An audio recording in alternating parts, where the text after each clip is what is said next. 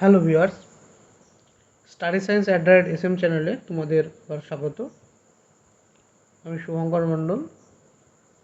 এই চ্যানেলে আরআরবি অর্থাৎ রেলওয়ে রিক্রুটমেন্ট বোর্ডের যে পরীক্ষাগুলো হয়, RRB NTPC, RRB group D, RRB ALP এবং আরআরবি জেই, এছাড়া আছে আরআরবি প্যারামেডিক্যাল, আরআরবি টেকনিশিয়ান, এইসব পরীক্ষায় বিগত সালে আসা প্রশ্নগুলো নিয়ে প্রশ্নের উত্তর আলোচনা করছিলাম। কী করে কী উত্তর হচ্ছে, কেন হচ্ছে, এইসব আলোচনা করা চলছিল।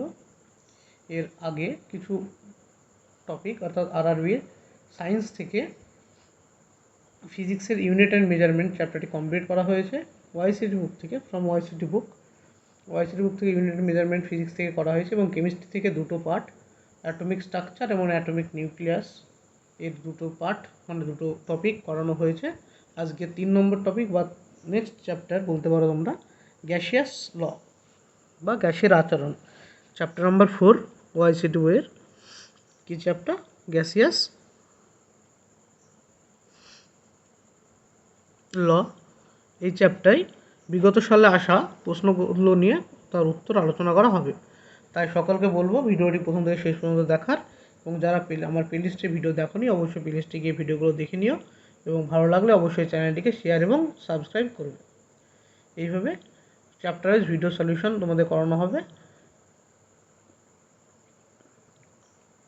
এবং সেই চ্যাপ্টার ভিডিও সলিউশনের ভিডিও সবার আগে পেতে অবশ্যই চ্যানেলটিকে সাবস্ক্রাইব এবং নোটিফিকেশন বেল আইকন প্রেস করে রাখবে। দেখো, বেশি কিছু না বলে শুরু করছে আজকের প্রথম প্রশ্ন। গ্যাসিয়াস ল থেকে প্রথম প্রশ্ন কি বলেছে? 396। যেহেতু আমি আরআরবি এনটিপিসির ওয়াইসিটি বই থেকে করাচ্ছি, সেজন্য এটা কোশ্চেন ওইভাবে সিরিজ চলছে। কোশ্চেন নম্বর 396 বলেছে, what is the temperature at which the molecular motion of a gas becomes zero. বলছে হোয়াট ইজ দ্য টেম্পারেচার মানে কোন উষ্ণতায় molecular motion of a gas মানে গ্যাসের যে গতি কত হয়ে যায়?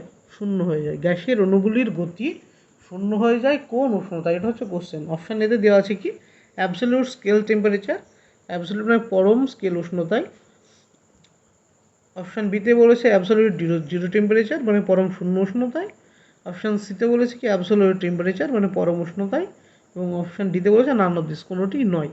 এটা আরআরবি জেই এসেছিল।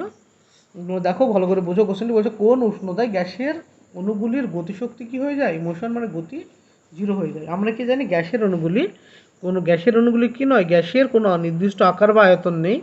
গ্যাসকে যে পাত্রে রাখা হয়, গ্যাসকে যদি আমরা এরকম একটা পাত্রে রাখি, তাই গ্যাসের অণুগুলি এই পাত্রের ভিতরে কী থাকে? সমস্ত জায়গা জুড়ে অবস্থান করে এবং এরা পুরোটা আকার পায়। এবং গ্যাসের অণুগুলি কি বলা হয়? এরা ফিক্স নয়, অর্থাৎ সর্বদা যে কোনো দিকে যে কোনোভাবে এরা বিশৃঙ্খল গতির সৃষ্টি করে। এর জন্য এটাকে বলা হয় ব্রাউনীয় গতি। এই গতির নাম কি? ব্রাউনীয় গতি। গ্যাসের অণুগুলি ব্রাউনীয় গতি অনুসারে এদিক ওদিক চলে বেড়ায়। এরা সবসময় চলে বেড়ায়, কোনো সময় ফিক্স নয়। এদের গতি সবসময় চলতেই থাকে যে কোনো দিকে। এইদিকে গিয়ে এরা ধাক্কা মারে, এদিকে এই ধাক্কা মারে, এরা নিজেদের মধ্যে ধাক্কা খায়। এইভাবে এরা গ্যাসের অণুগুলো পাত্রের ভিতরে চলাফেরা করে। কিন্তু এমন একটা উষ্ণতা রয়েছে যেখানে গিয়ে যদি উষ্ণতাকে আমরা এখানে উষ্ণতা কমাই বা বাড়াই, উষ্ণতা যদি কমাই, গ্যাসের অণু কী হয়? গ্যাসের অণু যদি নির্দিষ্ট ভরের গ্যাসের অণুর উষ্ণতা যদি চাপ স্থির রেখে যদি উষ্ণতা কমায়, তখন তার আয়তন কমে যায়, এবং চাপ স্থির রেখে উষ্ণতা বাড়ালে আয়তন বেড়ে যায়। কিন্তু এমন একটা উষ্ণতা রয়েছে যে উষ্ণতা নিয়ে গেলে গ্যাসের অণুগুলির গতিশক্তি শূন্য হয়ে যায়। সেই উষ্ণতাটা কি বলা হয়? না পরম শূন্য উষ্ণতা। সেই উষ্ণতার নাম কি? পরম শূন্য উষ্ণতা, অর্থাৎ 0 কেলভিন। পরম শূন্য উষ্ণতার মান কত? 0 কেলভিন, বা এটা কেলভিন উষ্ণতা বলা হয়, কেলভিন স্কেলে বলা হয় 0 কেলভিন, বা পরম স্কেলে হচ্ছে 0 কেলভিন, অথবা -273.16 ডিগ্রি সেন্টিগ্রেড। এটা হচ্ছে সেলসিয়াস স্কেলে পরম শূন্য উষ্ণতার মান, অথবা ফারেনহাইট স্কেলের মান কত? -459.4 ডিগ্রি ফারেনহাইট। এটা হচ্ছে ফারেনহাইট স্কেলের উষ্ণতা। এই তিনটে হচ্ছে পরম শূন্য উষ্ণতার মান। এই পরম শূন্য উষ্ণতায় কী হয়? গ্যাসের অণুগুলির গতিশক্তি কত হয়ে যায়? শূন্য হয়ে যায়। গ্যাসের কী হয়? শূন্য হয়ে যায়। সেটা উত্তর কী হবে? উত্তর হবে option B, absolute zero temperature. উত্তর হবে option B, absolute zero temperature. মানে পরম শূন্য উষ্ণতায় গ্যাসের অণুগুলির গতিশক্তি হয় শূন্য হয়ে যায়। এই পরম শূন্য উষ্ণতার মান কত? কেলভিন স্কেলে 0কে সেলসিয়াস স্কেলে -273.16 ডিগ্রি সেন্টিগ্রেড এবং ফারেনহাইট স্কেলে -459.4 ডিগ্রি ফারেনহাইট। এই হলো প্রথম প্রশ্ন। নেক্সট 397 নম্বর প্রশ্ন। 397 নম্বর প্রশ্ন কি বলেছে দেখো, বলেছে যে অ্যাকর্ডিং টু বয়েলস ল, মানে বয়েলস ল অনুসারে, এখানে বয়েলের সূত্র দেওয়া আছে। আমরা জানি যেহেতু গ্যাসিয়াস ল পড়ছি, গ্যাসিয়াস লয়ে কী কী সূত্র পাবো আমরা, মানে গ্যাসকে কোন কোন জিনিস ব্যবহার করে, পি ভি, এখানে কী কী ইয়ে আছে, টি আর এন, এই চারটে জিনিস। পি মানে কি প্রেশার মানে চাপ, ভি থেকে কি এসে ভলিউম বা আয়তন, টিতে কি উষ্ণতা বা টেম্পারেচার, আর এনে হচ্ছে পদার্থের পরিমাণ বা মোল। এই চারটে জিনিসের উপরে গ্যাসের কণাগুলো এই চারটে জিনিসের উপরে এর আয়তন, ভর, সংখ্যা একে অপরের উপর নির্ভরশীল। এবার এগুলো একে অপরের নির্ভরশীল হওয়ার জন্য যে কোনো দুটোকে স্থির রেখে বাকি দুটোর মধ্যে যখন আমরা সম্পর্ক বলি, যদি আমরা পি এবং ভিকে স্থির করে এন আর টি এর মধ্যে সম্পর্ক বলি, তখন সেই সম্পর্ক সূত্র হয় কি, সেই সম্পর্ক হয়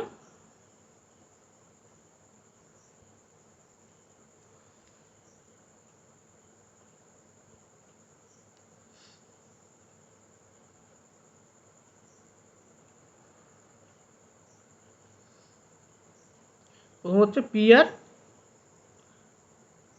এনকে স্থির রাখা হয়, পি আর এনকে স্থির রেখে ভি আর টি এর মধ্যে যে রিলেশন, তার নাম কি হয়, তার হচ্ছে চার্লসের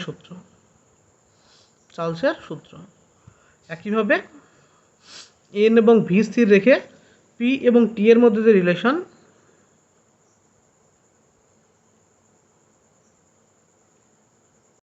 এই জায়গাটা একটু ঝামেলা হয়ে গেছে। দেখো আমি কি বলতে চাচ্ছি 397 নম্বর কোশ্চেনে কি আছে, অ্যাকর্ডিং টু বয়েলস ল অনুসারে দিয়েছে। আমরা তো জানি বয়েলস ল যেটা আছে, আমরা অ্যাকচুয়ালি আমি বলতে চাচ্ছি যে এখানে গ্যাসের তিনটে অবস্থা, মানে পি ভি টি এবং এন, এই চারটে জিনিস মানে চাপ, আয়তন, উষ্ণতা আর মোল সংখ্যা বা পরিমাণ। তবে এখানে যদি এন এবং পিকে আমরা স্থির করি, এন এবং পিকে যদি স্থির করি, তো আমরা কার মধ্যে রিলেশন পাবো, আমরা রিলেশন পাবো ভি আর টি এর মধ্যে রিলেশন পাবো, যে রিলেশনের নাম কি, চার্লসের সূত্র।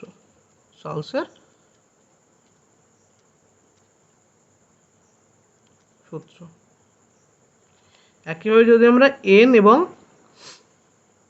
টিকে স্থির করি, তখন আমরা কার মধ্যে পাবো, পি এবং ভি এর মধ্যে রিলেশন পাবো, যেটা কি বয়েলের সূত্র। কার সূত্র? বয়েলের সূত্র। একইভাবে যদি আমরা কাকে স্থির করবো, আমরা এবার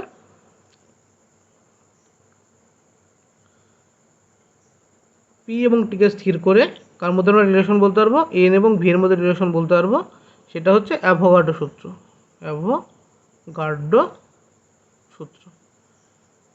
বয়েলের এখানে তিনটা সূত্র হলো, আরও কিছু সূত্র রয়েছে, যেমন একটা আছে গেলোসাকের সূত্র, গেলোসাকের গ্যাস আয়তন সূত্র আছে। এছাড়া আছে ডাল্টনের আংশিক চাপ সূত্র। কার আছে? ডাল্টনের আংশিক, এটা কি গেলোসাকের গ্যাস আয়তন সূত্র। এটা হচ্ছে ডাল্টনের আংশিক চাপ সূত্র। আর আরেকটা সূত্র কি রয়েছে এখানে পড়তে হয়, গ্রাহামের ব্যাপন সূত্র, ব্যাপন বা ছিদ্র ব্যাপন, কখনো লেখা থাকে ব্যাপন অথবা ছিদ্র ব্যাপন সূত্র। আমরা তো এখানে কোশ্চেন দিয়েছে, দেখো কোশ্চেন বলেছে বয়েলের সূত্র অনুসারে, অ্যাকর্ডিং টু বয়েলস ল। তো বয়েলস ল কি? বয়েলস ল তোমরা নিশ্চয়ই সবাই পড়েছো, জানো। 397 কোশ্চেনে বলেছে বয়েলস ল। অ্যাকর্ডিং টু বয়েলস ল, বয়েলের সূত্র অনুসারে কোনটা ঠিক? চারটে অপশান দিয়েছে। অপশান নিতে প্রথম বলো বয়েলের সূত্র কি। বয়েলের সূত্র হচ্ছে স্থির উষ্ণতায় নির্দিষ্ট ভরের কোনো গ্যাসের আয়তন চাপের সাথে ব্যস্ত অনুপাতে পরিবর্তিত হয়। মানে স্থির উষ্ণতায়, মানে টি এবং এন যদি স্থির রাখি, তো স্থির উষ্ণতায় নির্দিষ্ট ভরের কোনো গ্যাসের আয়তন কি হয়, গ্যাসটির চাপের সাথে ব্যস্ত অনুপাতে পরিবর্তিত হয়, অর্থাৎ 1/, চাপ। অর্থাৎ চাপ যত বৃদ্ধি পাবে তার আয়তন তত হ্রাস পাবে, এবং চাপ যত হ্রাস পাবে তার আয়তন তত বৃদ্ধি হবে। এটাই বয়েলের সূত্র। মানে বয়েলের সূত্র কী বলছে, একই চাপ ও উষ্ণতায় যখন চাপ এবং উষ্ণতা কি থাকবে, একই স্থির উষ্ণতা এবং নির্দিষ্ট ভরের ক্ষেত্রে স্থির উষ্ণতা যখন থাকবে এবং নির্দিষ্ট ভর যখন থাকবে, তখন যত আমরা কোনো গ্যাসের পরিমাণের উপরে আমরা চাপ প্রয়োগ করবো, তার আয়তন কমবে এবং চাপ কমালে আয়তন বাড়বে। এটাই তো বয়লের সূত্র। তো দেখো এখানে অপশান এদিকে বলছে at a fixed volume the pressure of a gas is directly proportional to temperature that is P varies T. তো এটা হবে না, কারণ এটা বয়লের সূত্র নয়। এখনই দেখলে কি বয়লের সূত্র হচ্ছে ভি ভ্যারিজিয়াস 1/p অথবা পিভি ভ্যারিজিয়াস কনস্ট্যান্ট বা PV is equal to constant. 2 নম্বর সূত্র 2 নম্বর কি বলেছে, অ্যাট কনস্ট্যান্ট টেম্পারেচার মানে স্থির চাপে the product of the pressure and volume মানে চাপ এবং ভলিউম মানে আয়তনের গুণফল of the mass of a given gas মানে নির্দিষ্ট ভরের কোনো পদার্থে remains constant that is PV is equal constant. মানে এখানে বলছে স্থির উষ্ণতায় নির্দিষ্ট ভরে কোনো গ্যাসের ভলিউম এবং প্রেশারের গুণফল কনস্ট্যান্ট হবে। তো এটাই হচ্ছে বয়লের সূত্র। অপশান বি হচ্ছে উত্তর। মানে কি বলছে, বয়লের সূত্র অনুসারে স্থির চাপে এবং নির্দিষ্ট ভরের কোনো গ্যাসের পি এবং ভি এর গুণফল কি কনস্ট্যান্ট। এটাই কি বয়লের সূত্র। কনস্ট্যান্ট তুললে আমরা কী পাবো, পি ভ্যারিজিয়াস 1/v পাবো অথবা ভি ভ্যারিজিয়াস 1/p পাবো। এখানে কি কনস্ট্যান্ট তুললে কি হয়, মানে এখানে কি আসছে V is equal to constant by V is equal to V constant by P. Constant উঠলে কি আসে ভি ভ্যারিজিয়াস 1/p। এটাই বয়লের সূত্র। নেক্সট 398 নম্বর কোশ্চেন। 398 নম্বর কোশ্চেনে কী বলেছে, বলেছে which of the following state that the volume of gas is inversely proportional to the pressure of a gas. যে which of the following is state that, which of the নিম্নলিখিত কোনটি বলেছিল যে the volume of gas মানে কোনো একটি volume of a gas inversely proportional to the pressure of a gas. কোন সূত্রটা বলেছে যে কোনো গ্যাসের ভলিউম তার চাপের সাথে ব্যস্ত অনুপাতে পরিবর্তিত হয়। ইনভার্সলি প্রপোর্শনাল মানে ব্যস্ত অনুপাতে, ইনভার্সলি প্রপোর্শনাল মানে কি ব্যস্ত অনুপাতে। কোন সূত্র অনুসারে আমরা দেখলাম, আমরা জানলাম 1 নম্বর সূত্র বয়েলস ল অনুসারে আমরা দেখলাম কি, বয়েলস ল অনুসারে দেখলাম স্থির চাপে নির্দিষ্ট ভরের স্থির উষ্ণতায় নির্দিষ্ট ভরের স্থির উষ্ণতায় নির্দিষ্ট ভরের কোনো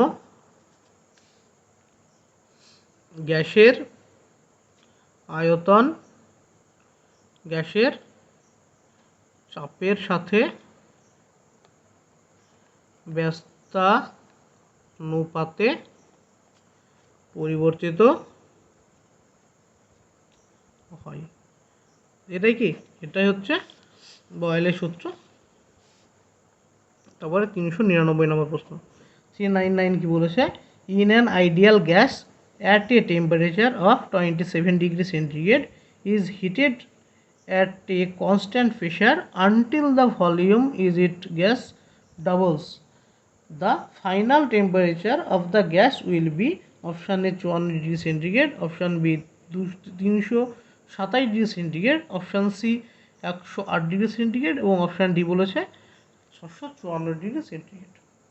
এটা কোশ্চেন কি ভালো করে দেখো, বলেছে যে an ideal gas at a temperature of 27 degree centigrade, মানে বলছে একটা আইডিয়াল গ্যাস মানে বাস্তব আদর্শ গ্যাস 27 ডিগ্রি সেন্টিগ্রেড উষ্ণতায় রয়েছে।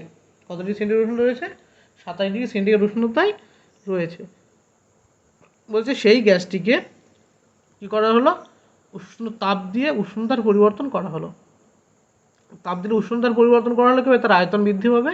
এবার কতক্ষণ আয়তন বৃদ্ধি করা হলো, তার যতক্ষণ না তার আয়তন পূর্বের আয়তন দ্বিগুণ হয়। কোশ্চেনে বলেছে ডবল আয়তন করেছে, ডবল আয়তন করেছে কতক্ষণ পর্যন্ত, যতক্ষণ না আয়তন ডবল হয়ে যায় ততক্ষণ কী করেছে, উষ্ণতার পরিবর্তন করেছে, উষ্ণতা বৃদ্ধি করেছে। তবে যে পরিবর্তিত উষ্ণতায় মানে যখন আয়তন ডবল হয়েছে তখনকার উষ্ণতার মান কত, এটা হচ্ছে জানতে চেয়েছে। তো কোশ্চেনটা বলেছে কনস্ট্যান্ট প্রেশার মানে স্থির চাপে উষ্ণতা এবং আয়তনের সম্পর্ক কি, উষ্ণতা আয়তন সম্পর্কে ভি ভ্যারিজিয়াস টি হয়। মানে ভি ভ্যারিজিয়াস টি হচ্ছে উষ্ণতা এবং আয়তনের স্থির চাপে নির্দিষ্ট ভরের, স্থির চাপ এবং ভর ফিক্সড, দুটো জিনিস ফিক্সড থাকে, নির্দিষ্ট ভর, তো এই দুটো ফিক্সড থাকলে ভি ভ্যারিজিয়াস টি বলে। এদের সূত্র আমরা পাবো কি, V1/T1 is equal two V2/T2। T2। এটা হচ্ছে আমাদের গাণিতিক রূপ। এই সমীকরণগুলো তোমাকে মনে রাখতে হবে। এটা হচ্ছে একটা সমীকরণ যেটা খুব ইম্পর্টেন্ট সমীকরণ। যখন স্থির চাপ অ্যাকচুয়ালি সূত্র হচ্ছে P1/V, P1V1/T1 = P2V2/T2। যখন বয়েলস এবং চার্লসের সূত্রকে কী করা হবে, মিক্স করা হবে, মানে বয়েলস এবং চার্লসের সূত্রে সমন্বয় করা হবে, তখন এইরকম একটা আমরা গাণিতিক ফর্মুলা পাবো, যেখানে P1 কি প্রাথমিক চাপ, V1 প্রাথমিক আয়তন, T1 কি প্রাথমিক উষ্ণতা, একেবারে P2 কি অন্তিম চাপ, V2 কি অন্তিম আয়তন, আর T2 হচ্ছে অন্তিম উষ্ণতা।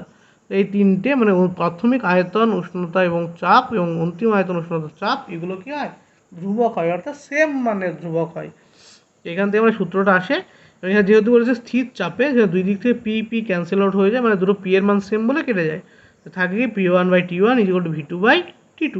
এটুকু বোঝা গেল? দেখো ভালো করে কি বললাম, বয়েল এবং চার্লসের সূত্রের সমন্বয় অনুসারে আমরা কি পাই, P1V1/T1 = P2V2/T2। স্থির চাপে P1 P2 মান সেম বলে কেটে গিয়ে V1/T1 = V2/T2 পড়ে যায়, সেটাই লিখেছি। এখানে V1 মানে কি, V1 মানে প্রাথমিক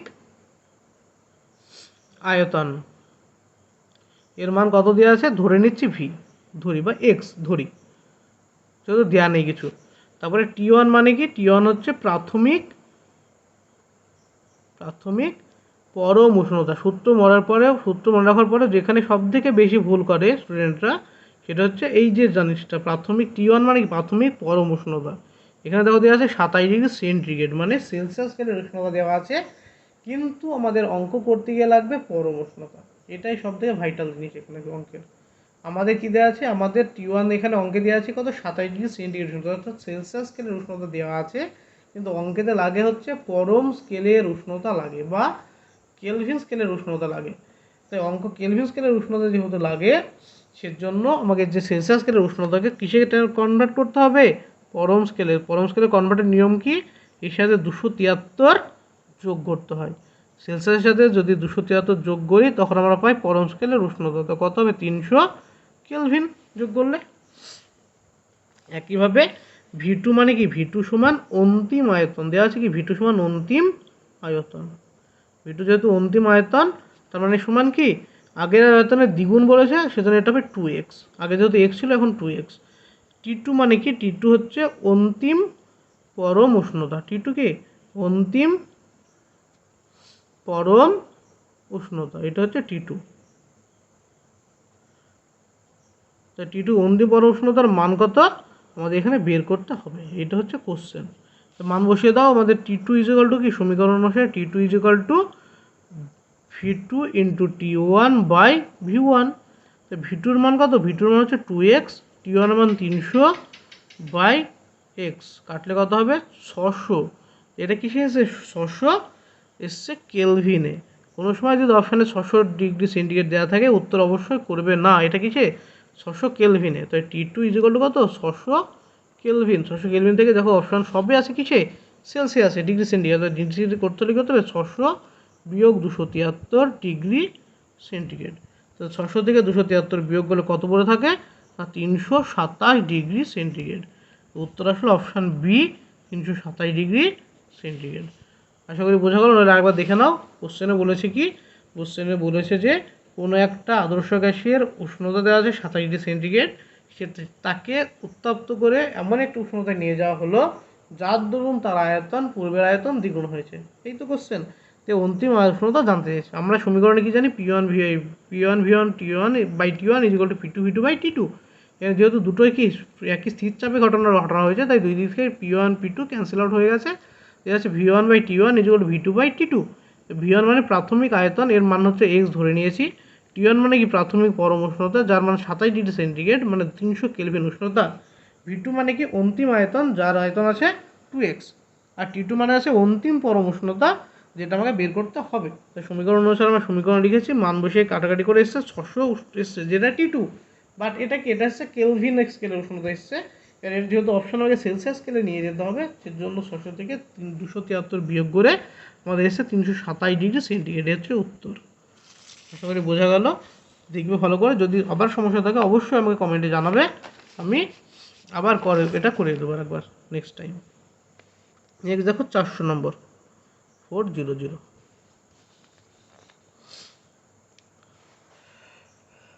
400 নম্বর প্রশ্নে কি বলেছে?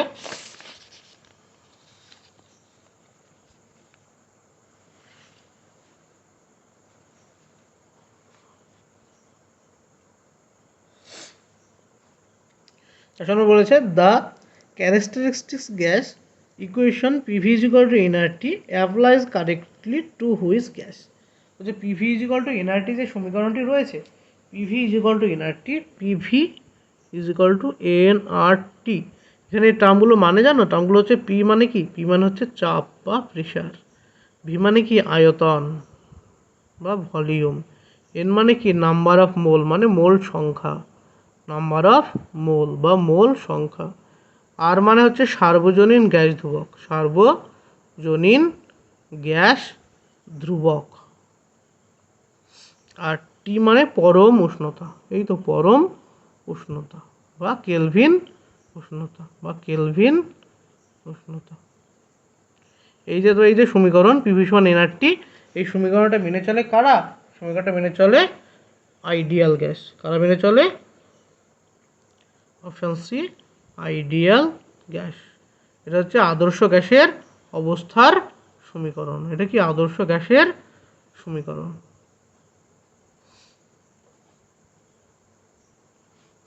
নেক্সট 401। 401 কি বলেছে? Which of the following rules is not related to gas. বলছে which is not related to the gas rule. Option এতে বলছে বয়েলস ল, অপশান বিতে বলছে জুলস ল, অপশান সিতে বলছে অ্যাভোগাড্রোস ল, আর অপশান ডিতে বলেছে চার্লস ল। এটা আমাকে যদি প্রথম কোশ্চেনে দেখো, প্রথম হয়তো সম্ভবত 2 নম্বর কোশ্চেনে এটা আলোচনা করা হয়েছিল যে আমাদের গ্যাসের আচরণের সূত্র, গ্যাসের যে সূত্র, সেখানে কী কী সূত্র আমাদের পড়তে হয়। গ্যাসের সূত্র 1 নম্বর সূত্র পড়তে হয় বয়েলের সূত্র, বয়েলের সূত্র।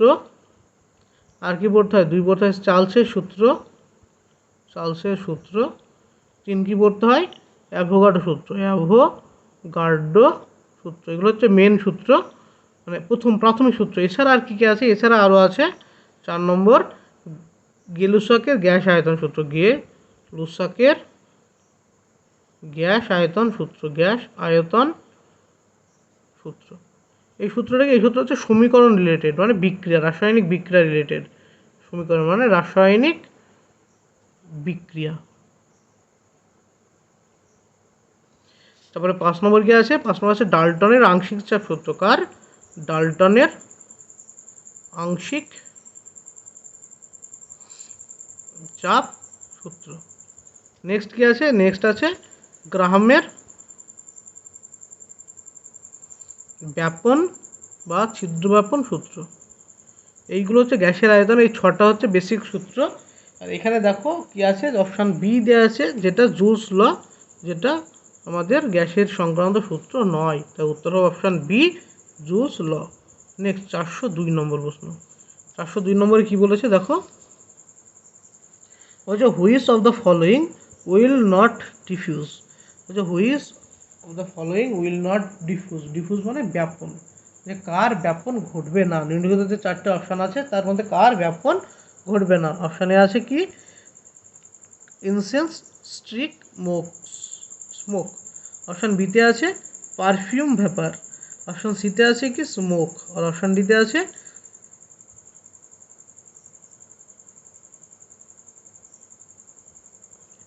ফেনগ্রিক পাউডার, ফেনুগ্রিক পাউডার। এটা হচ্ছে অপশান ডি। তো বলছে কার ডিফিউজ ঘটে, এর মধ্যে কার ব্যাপন ঘটে না। ব্যাপন জেনারেলি কাদের ঘটে? আমরা যতদূর জানি ব্যাপন ঘটে গ্যাসেদের, গ্যাসেদের হচ্ছে ব্যাপন ঘটে। ব্যাপন কাকে বলে? ব্যাপন হচ্ছে হাই কনসেন্ট্রেশন থেকে, মানে বেশি ঘনত্ব থেকে, বেশি ঘনত্ব থেকে কোথায় সরে যায়? কম ঘনত্বর দিকে, কম ঘনত্বর দিকে যদি কণাগুলো ছড়িয়ে পড়ে। বেশি ঘনত্ব থেকে কম ঘনত্বে কণাগুলো ছড়িয়ে পড়লে তাকে বলা হয় ব্যাপন। এটা ঘটে জেনারেলি কার মধ্যে? গ্যাসের মধ্যে ঘটে। সেখানে গ্যাসের মধ্যে সলিড পার্টিকেল হতে পারে, তো গ্যাসের মধ্যে এই ঘটনাটা, ব্যাপন ঘটনাটা ঘটে। লিকুইডের মধ্যেও ঘটে। যখন আমরা লিকুইডের ভিতরে কোনো কালার দিই তখন এটা আস্তে আস্তে চারিদিকে ছড়িয়ে পড়ে, এই ঘটনা ঘটে। তবে আমরা কী জানো? ব্যাপন হচ্ছে কাকে বলে? বেশি ঘনত্ব স্থান থেকে কম ঘনত্ব স্থানের দিকে কণাগুলি ছড়িয়ে পড়ার ঘটনাকে বলা হয় ব্যাপন। এর মধ্যে কার ব্যাপন ঘটে না? অপশান ডি যেটা আছে তার ব্যাপন ঘটে না। অপশান ডি কি আছে, ফেনুগ্রিক পাউডারের ব্যাপন ঘটে না। ব্যাপন সংক্রান্ত একটা সূত্র রয়েছে যেটা দেখলে একটু আগে, ব্যাপনের গ্রাহামের সূত্র, 6 নম্বর যে গ্রাহামের সূত্র বলেছিলাম, এই সূত্রটা বলেছে অ্যাকচুয়ালি স্টেট দ্যাট কি, গ্রাহামের সূত্র কি বলেছে, গ্রাহাম সূত্র বলেছে যে এই সূত্র আমরা কি দেখলাম যে কম ঘনত্ব স্থান, বেশি ঘনত্ব স্থান থেকে কম ঘনত্ব স্থানের দিকে কণাগুলি যে ছড়িয়ে পড়ছে একে যে বলছি ব্যাপন সূত্র। এবার এই বিজ্ঞানী গ্রাহাম বলেছিলেন যে কিভাবে এরা ছড়িয়ে পড়ে বা কে কত স্পিডে ছড়িয়ে পড়ে। গ্রাহামের সূত্র বলেছিল কে কত স্পিডে ছড়িয়ে পড়ে, মানে রেট অফ ব্যাপন, মানে কোনো একটি পদার্থের ব্যাপনের হার কার করে নির্ভর করে, তার ঘনত্বের বর্গমূলের ব্যস্তানুপাতিক। মানে এটা হচ্ছে তার ব্যাপনের হার, এটা কি ব্যাপনের হার, আর এটা হচ্ছে তার ঘনত্ব। কি বললো, ঘনত্ব ব্যাপনের কোনো গ্যাসের ব্যাপনের হার গ্যাসটির ঘনত্বের বর্গমূলের ব্যস্তানুপাতিক। এটা হচ্ছে কি গ্রাহামের ব্যাপন সূত্র। তারপরে 43 নম্বর প্রশ্ন, 403 নম্বর প্রশ্ন। 403 বলেছে which of the following is not correct. Which of the following, 403 কি বলেছে, which of the following is not correct about diffusion, মানে ডিফিউশনের ব্যাপন সংক্রান্ত কোনটি সঠিক নয়। বলছে ব্যাপন সংক্রান্ত কোনটি সঠিক নয়। বলছে the rate of diffusion of gas depends on their volume, মানে কোনো গ্যাসের ব্যাপন তার আয়তনের উপর নির্ভর করে। অপশান বি কি বলেছে, in diffusion particles move from high concentration to low concentration, মানে কি বলেছে যে ডিফিউশনে কি হয়, পার্টিকেলসগুলো হাই কনসেন্ট্রেশন মানে উচ্চ ঘনত্ব থেকে নিম্ন ঘনত্বের দিকে ছড়িয়ে পড়ে। অপশান সিতে বলেছে the rate of diffusion of gases is higher than the of solid and liquid, মানে গ্যাস মলিকুলের ব্যাপন তার সলিড এবং লিকুইডের থেকে অনেক বেশি হয়।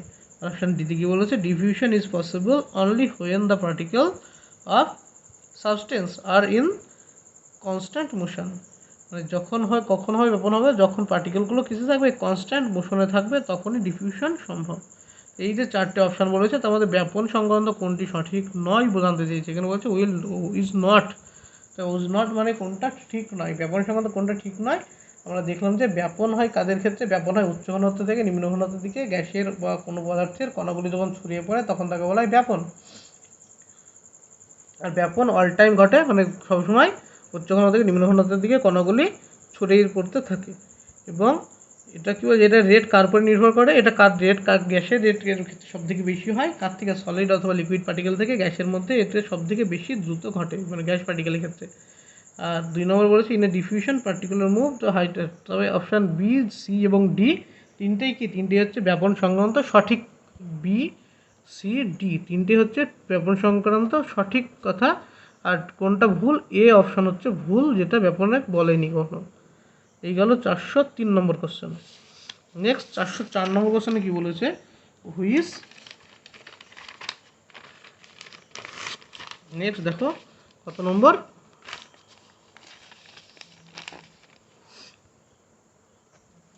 404 নম্বর প্রশ্নে কি বলেছে, 404 নম্বর প্রশ্ন বলেছে which particles of gases make them portable, মানে কোন প্রপার্টি অফ গ্যাসের কোন প্রপার্টি গ্যাসকে কী তৈরি করে, পোর্টেবল করে। পোর্টেবল মানে যেটাকে খুব সহজে এক জায়গা থেকে অন্য জায়গায় নিয়ে যেতে সহায়তা করে, বা খুব সহজেই মানে আমরা বহন করতে পারি গ্যাসকে।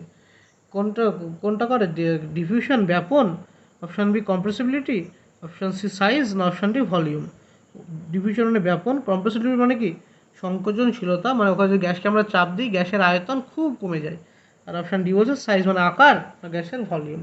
উত্তর হবে অপশান বি, অর্থাৎ কম্প্রেসিবিলিটি মানে গ্যাসের যেহেতু কোনো নির্দিষ্ট কি নেই, গ্যাসের নির্দিষ্ট আকার বা আয়তন নেই, গ্যাসকে যে পাত্রে রাখা হয় সেই পাত্রে আকার পায়, এবং গ্যাসের আয়তনগুলোকে আমরা অনেকক্ষণ পর্যন্ত চাপ দিয়ে রাখার আয়তন আমরা কমাতে পারি।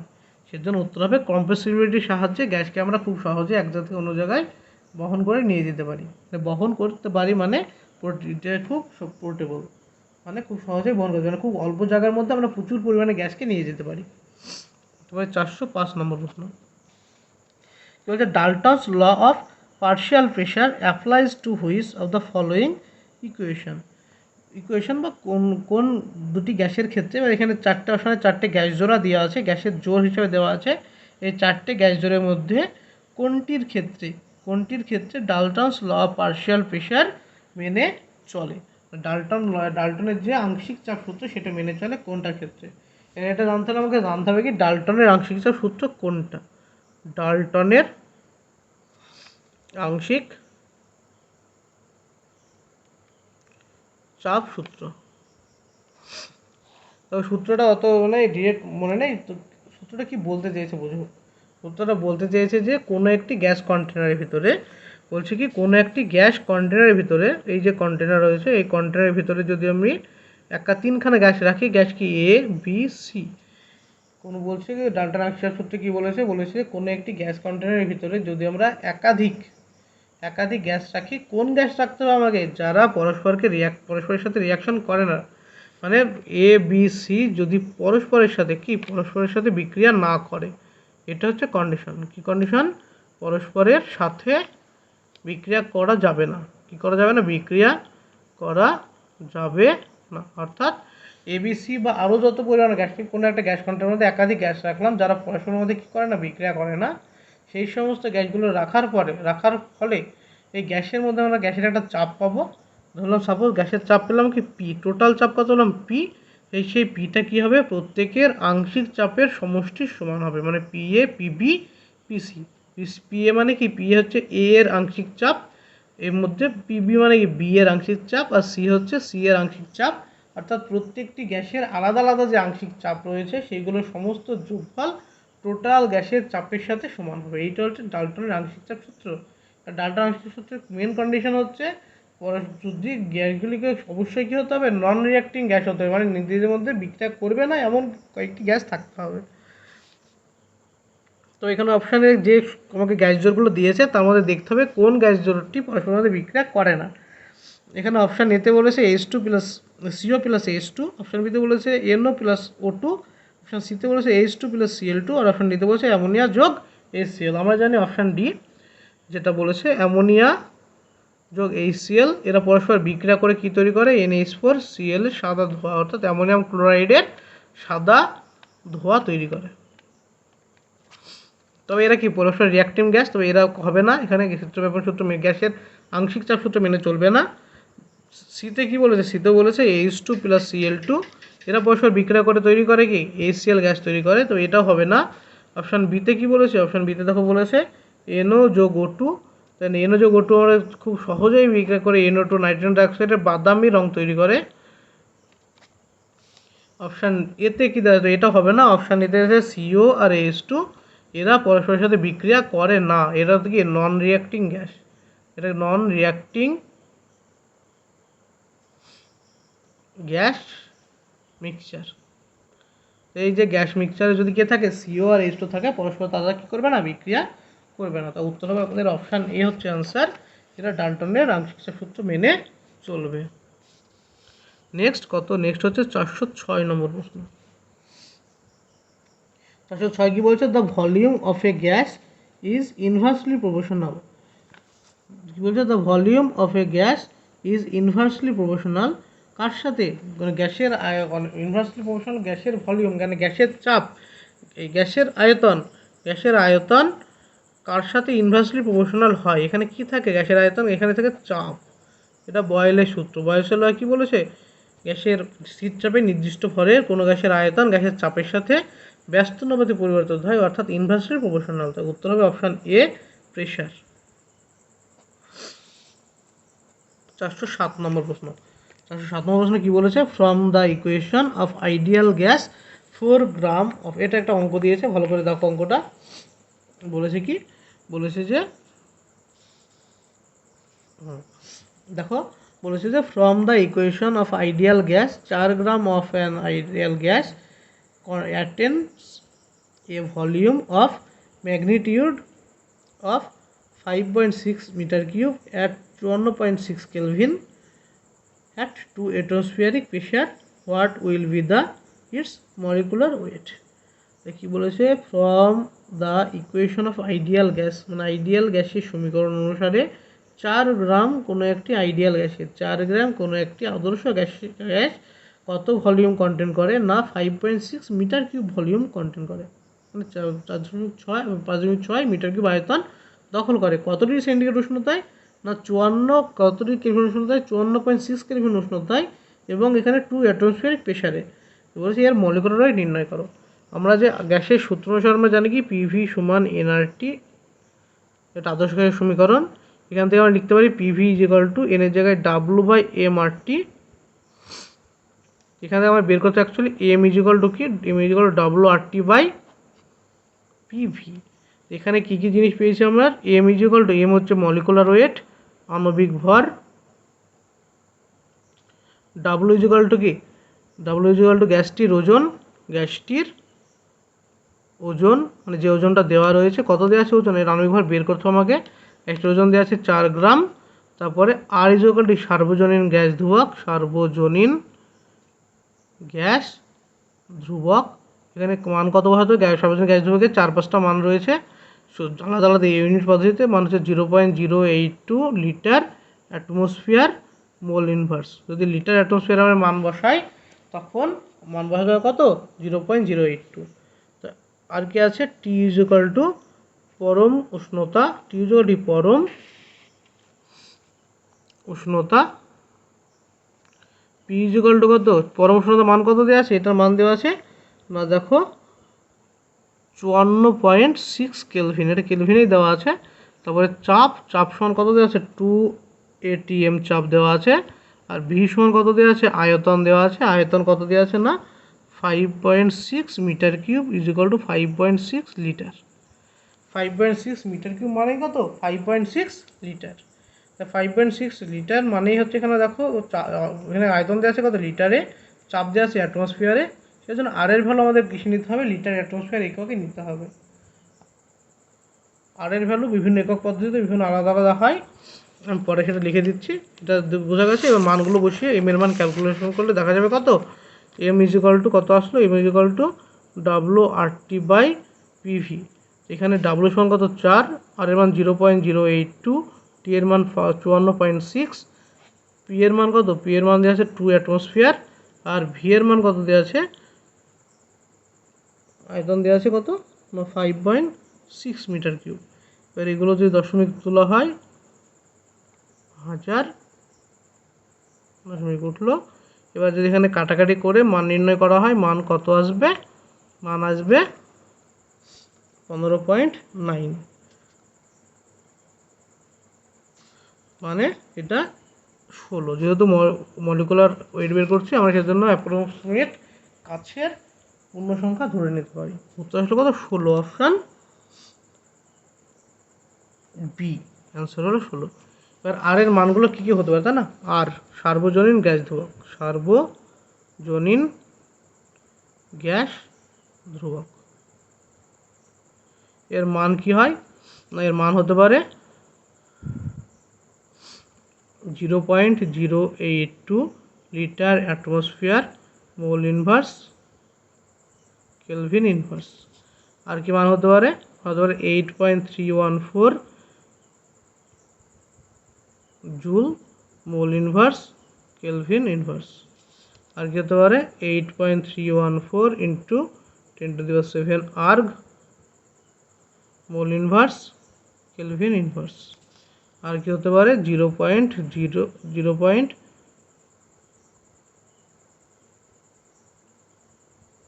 1.98, যেটাকে আমরা 2 calorie mole inverse kelvin inverse ধরে নিই।